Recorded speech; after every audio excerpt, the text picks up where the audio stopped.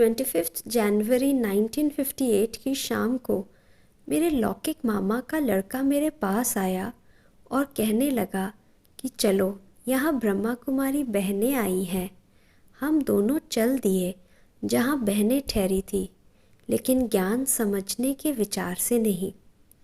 तिलक नगर में हरविलास राय जी ने एक छोटा सा कमरा बहनों को दिया था जहाँ क्लास होती थी। हम वहाँ पहुँचे तो आत्म मोहिनी दादी जी ने हमें बिठाया और संस्था का लक्ष्य बताया, मनुष्य से देवता बनने का, दैवीय गुण धारण करने का और अपने जीवन को श्रेष्ठ बनाने का। मैंने पूछा कि आप मनुष्य से देवता बना सकते हो? उन्होंने कहा कि आपको जैसा हम कहेंगे वैसा अपने को परिवर्तन करना पड़ेगा। हम दोनों भाई हंसी मजाक करके वहाँ से अपने घर आ गए, भोजन आदि करके सो गए। अचानक अमृत वेले मेरे कमरे में बहुत तेजोमय प्रकाश दिखाई देने लगा।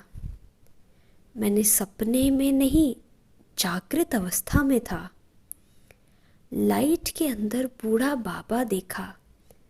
उसके हाथ में एक कवर था। उस पर गोल्डन शब्दों में कुछ लिखा हुआ था। उसने मुझे कहा, बच्चे, तुम्हारा नाम शिव बाबा के पास भेज दिया है। उस समय मुझे अति इंद्रिय सुख का अनुभव हो रहा था। ये दृश्य समाप्त हुआ। मैं सोने की कोशिश करने लगा, लेकिन नींद का नाम निशान नहीं। मैं उठा, स्नान किया, उसके बाद सोचा कि आश्रम जाना चाहिए। मैं आश्रम की ओर चल दिया। वहाँ पहुंचकर दरवाज़ा खटखटाया। बहन जी ने कहा, बाहर बैठो, अभी खोलते हैं। मन में उत्कंठा बहुत थी, इसलिए मैं समय से पहले ही पहुंच गया था। कुछ समय के बाद दरवाज़ा खुला और मैंने बहन जी से पहली बात यही पूछी कि आपके गुरु कौन हैं? बहन जी ने कहा, हमारा गुरु कोई नहीं है, हमारे तो पिताश्री जी हैं। बात करते करते मेरी नज़र दीवार पर टंगे चित्र पर पड़ी तो मेरी खुशी का पारावार नहीं रहा। मैंने कहा, बहन जी, यही बाबा तो मुझे सुबह 3 बजे मिले और कहा कि तुम्हारा नाम शिव बाबा के पास भेज दिया है। बहन जी ने कहा, आप वही कल्प पहले वाले बाबा के बच्चे हैं जो आपको बाबा ने अपना बना लिया।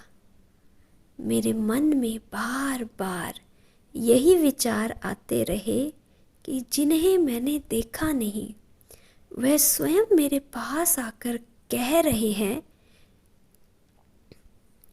मेरे मन में बार बार यही विचार आते रहे कि जिन्हें मैंने देखा नहीं, वह स्वयं मेरे पास आकर कह रहे हैं कि तुम्हारा नाम शिव बाबा के पास भेज दिया।